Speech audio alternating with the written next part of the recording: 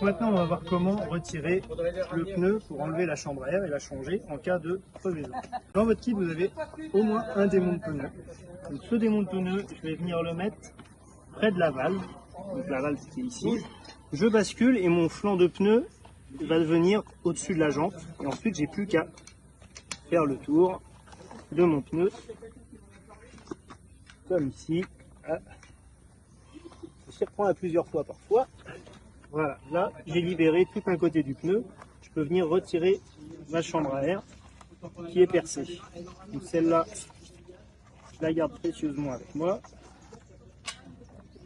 Je l'enlève, je la mets de côté. Là, avant de mettre la nouvelle, ce qu'on va faire, c'est qu'on va venir avec un chiffon, un mouchoir ou éventuellement à main nue si jamais on n'a rien, mais en faisant attention.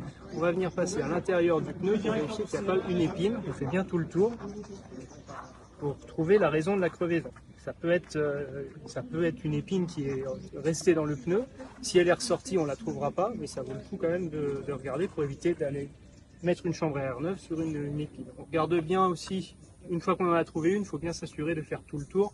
Il peut y avoir deux épines en même temps, ça arrive quand on n'a pas de chance.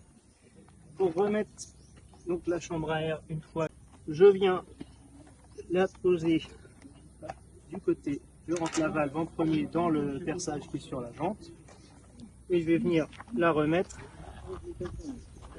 tout autour de la roue. Pour faciliter un petit peu les choses et éviter de venir la pincer, je vais la gonfler un petit peu avec la pompe.